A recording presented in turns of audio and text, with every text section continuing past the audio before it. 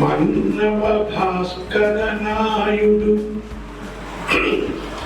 మన్నవ భాస్కర నాయుడు ఎన్నో విధముల వచించి ఎదుగగ చేశం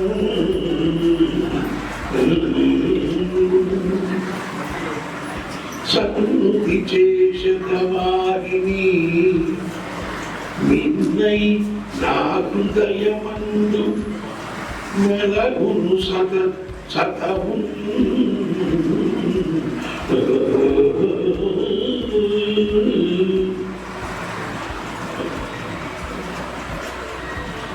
అధ్యక్షుల వారికి, వేదిక మీద ఉన్నటువంటి పెద్దలకు, వేదిక ముందున్న పెద్దలకు అందరికీ వందనాలు.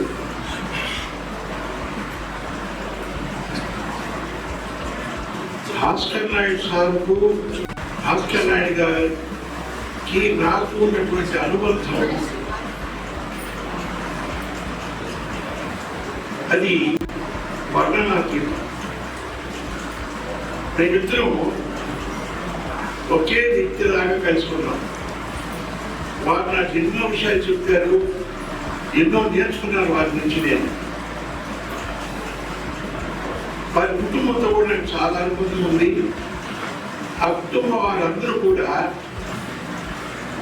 తమ కుటుంబంలోని సభ్యుడిగానే నన్ను చూసుకున్నారు. గురువు గారు కూడా అంతే. వారు భవానీ నగర్లో ఉన్నప్పటి నుంచి సైకిల్లో వచ్చేవాడు ఆస్కారానికి. నేను ఆస్కార్ స్టూడెంట్. నేను అప్పుడే వాళ్ళ ఇంటికి పోవడము, అక్కడి నుంచి ఆయన కొనసాగింది. ఇప్పటికీ అనుబంధం కుటుంబంతో కొనసాగుతూనే ఉంది. గురువు గారి గురించి నేను చెప్పాలంటే గంట అయిపోతుంది. అందువల్ల నేను తగ్గించేస్తాను. ఎందుకంటే స్పీచ్ ఎప్పుడు షార్ట్ అండ్ స్వీట్గా ఉండాలి. అయ్యో ఈయన కొంచెం మాట్లాడితే బాగుండే, అప్పుడే నిలిపేసినాడే అని అనిపించాలి. కానీ ఏదో ఆయన సొంతనే ఉన్నాడు. కాబట్టి గురువు గారి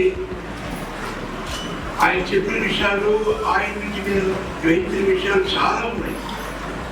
ఒక్క విషయం మాత్రం చెప్పి నేను ముగించేస్తాను. ఆయన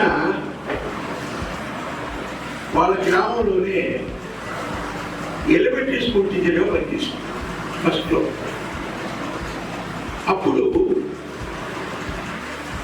ఆ స్కూల్లో హరిజనవాడలో నుంచి వచ్చి చదువుకునే విద్యార్థుల్ని దూరంగా పెట్టాడు. అది ఇక్కడ నచ్చదు.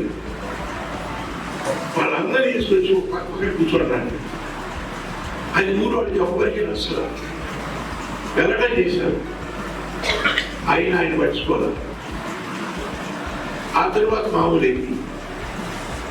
ఆ విధంగా సంస్కారం తెచ్చినటువంటి వ్యక్తి ఆయన.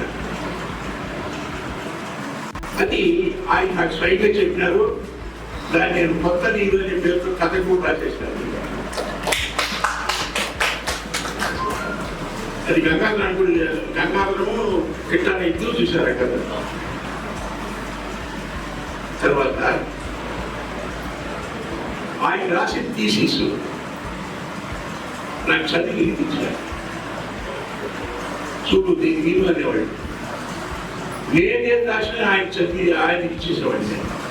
ఆయన ఓకే చేస్తే నేను దాన్ని ముందుకు పంపించేవాడు.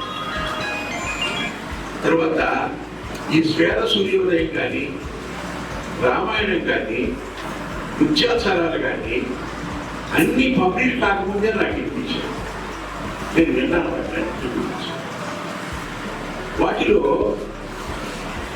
కొత్త కొత్త రకాలుగా పద్యం రాశారు.